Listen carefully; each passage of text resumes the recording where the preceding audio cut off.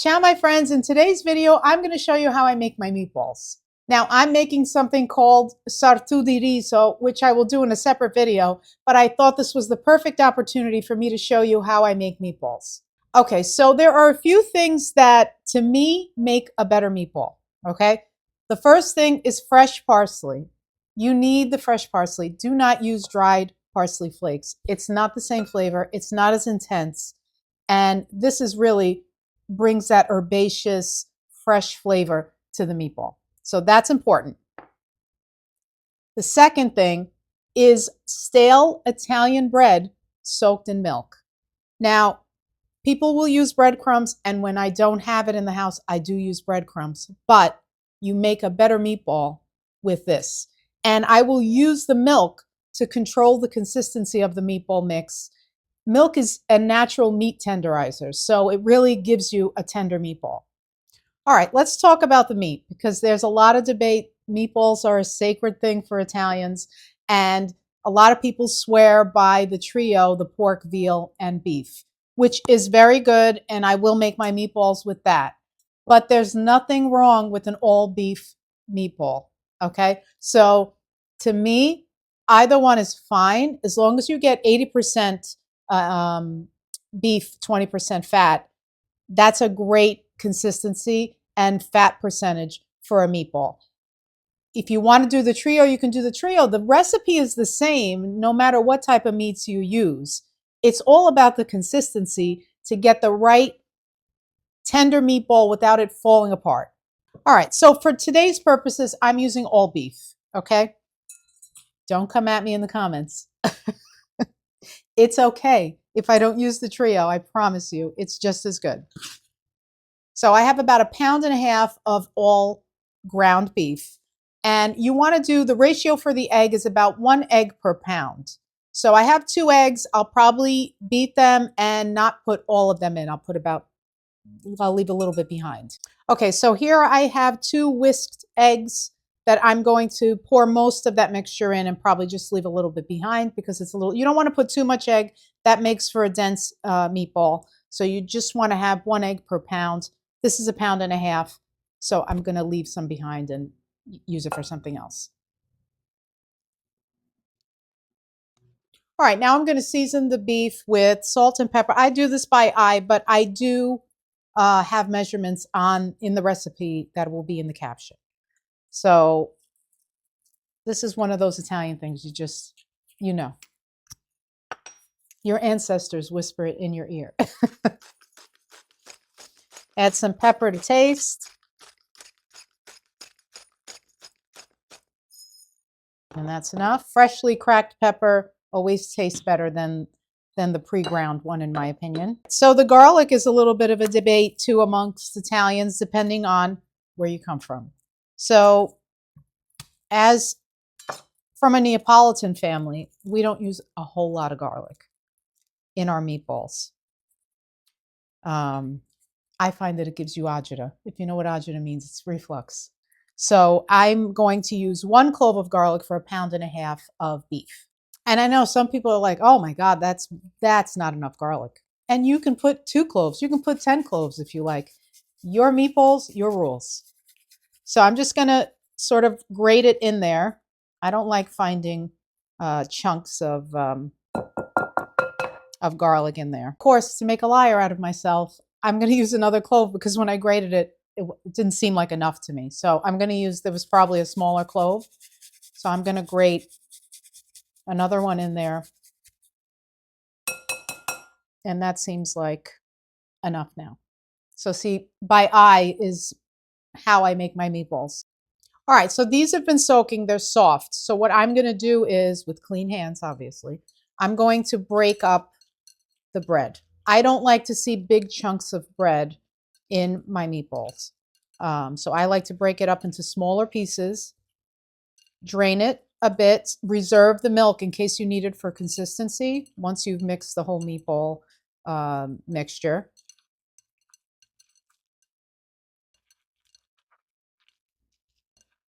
Now, everybody grew up eating meatballs differently. Some people like to see those chunks of bread in their meatball. I'm not used to that. That's not how my mom made it. So That's just what I go by. And there's nothing wrong, you know, one recipe over the other is not wrong. It's just what you're used to and what your family made. I hate when I see things on social media like this is the only way to do. There's no one way to do something. If your family makes it a different way, that's completely fine. And that's the way you guys make it. All right, so now that this is all broken up, I'm going to start adding it. And I don't drain it a lot. I don't like make it dry. I want that moisture from the milk.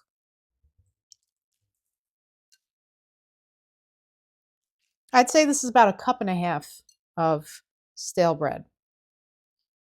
Now I'm going to add in my Pecorino Romano. That's what we use in my family. We don't use Parmigiano in meatballs.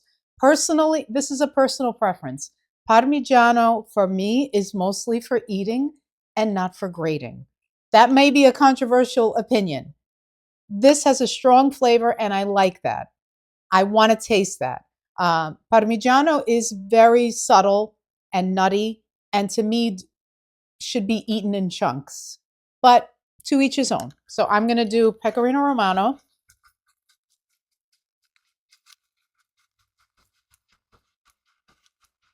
And if you're measuring this out, it's 1/3 cup of grated pecorino or pecorino. I never know how to say it because I am American and I speak Italian. So either way, I'm wrong to whoever it is that's listening. Okay. All right, I'm going to set this aside just for a second. Grab my parsley. Okay. And just chop that up.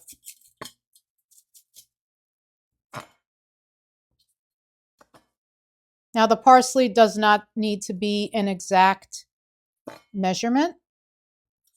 So just do what you like. If you like a little bit, a lot, it's really up to you. I like to get rid of the thicker stems, but the smaller ones, those don't bother me too much. So, okay, there we go.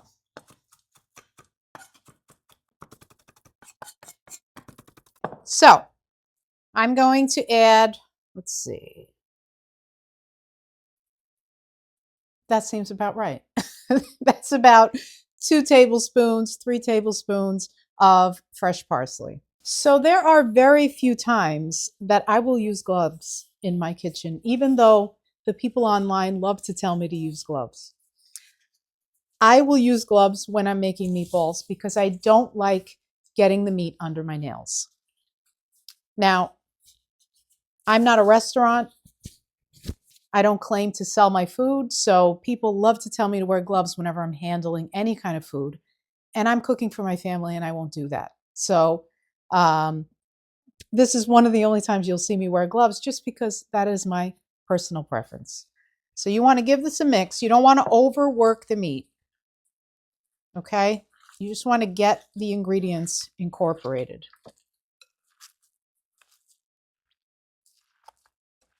Now I have to tell you, I've been making meatballs for over 20 years.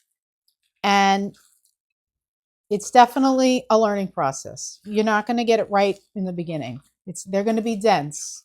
Then you're going to overcompensate and put too much liquid and they're going to fall apart. So this is something that with experience, you will get better at if you've never made a meatball. If you've made a meatball and you're just watching me make mine, then you know what I mean.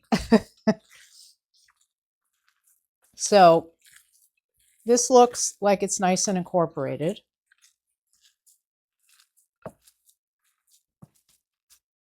All right, so that looks dry to me. So I'm going to take the milk that was left over and I'm going to add it in a little at a time.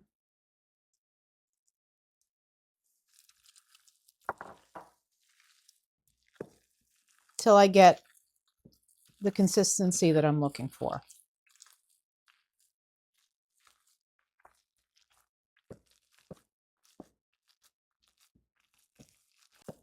That feels about right. I also like to smell it. You can smell it. See, some people like to taste raw meat. I'm not going to do that. I will never do that. But I can smell, if I can smell enough garlic, parsley, all the things I put in there. Like, to me, that smells correct. Now, professional chefs will tell you to test a piece, take a little piece, flatten it out, and cook it, which is great. But for time's sake, I'm not going to do that right now because I've been doing this long enough to know that what I smell, I trust.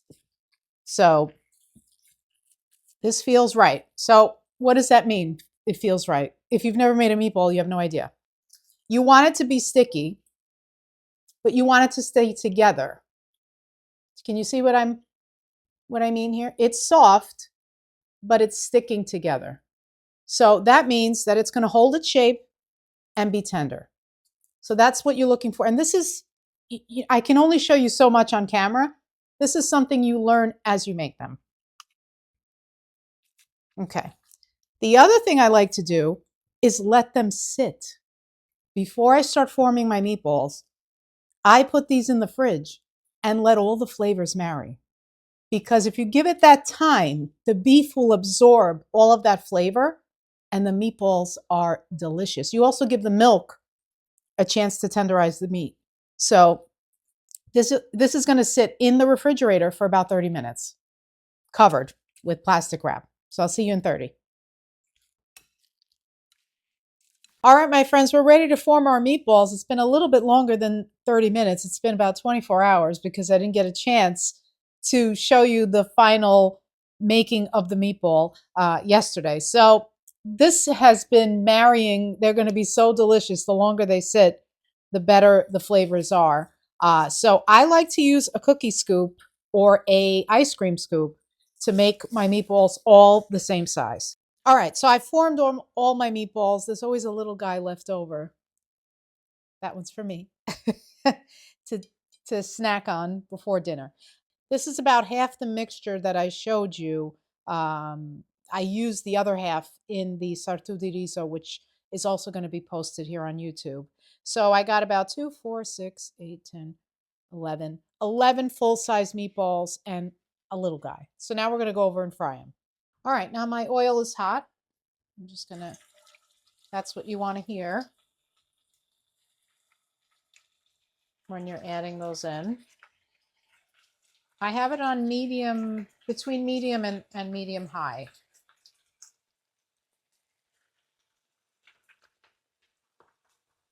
And I want to get a good sear on them. I'm just going to make room for the rest.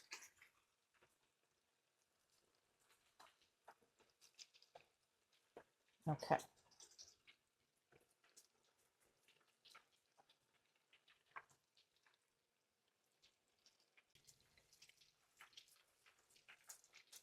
Once they're nice and golden, just like that, you can sort of flip them over.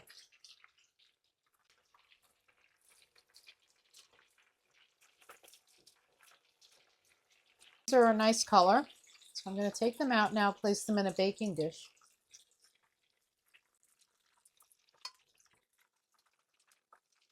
All right, so I fried them. Now, the question is always going to be, why don't you bake them from the get-go?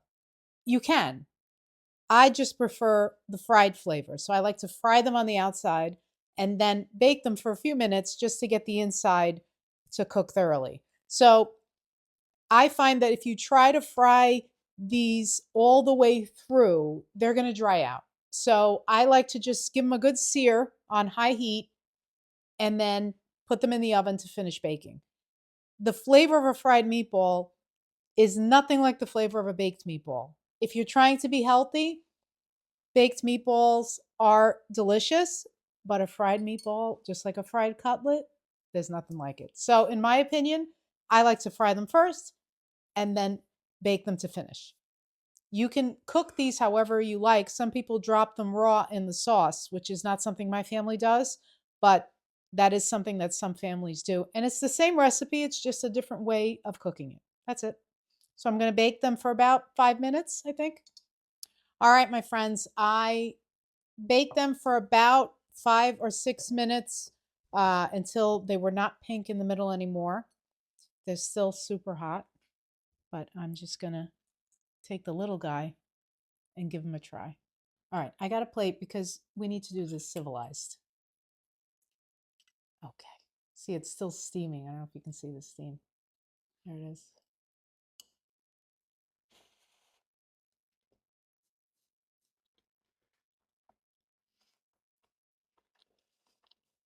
There's nothing like a fried meatball. When I was little, I did not like meatballs in sauce.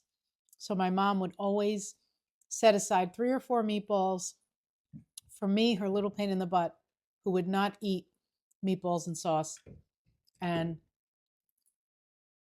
this just brings back memories because that I didn't want anything touching the sauce, not touching my meatballs and all that. So she used to do that for me. These are so tender. Try my recipe, see if you like it. So I hope you enjoyed my way of making meatballs. Don't forget to like, subscribe, and hit that notification bell so that you don't miss any of my recipes. Until the next time, ciao, my friends.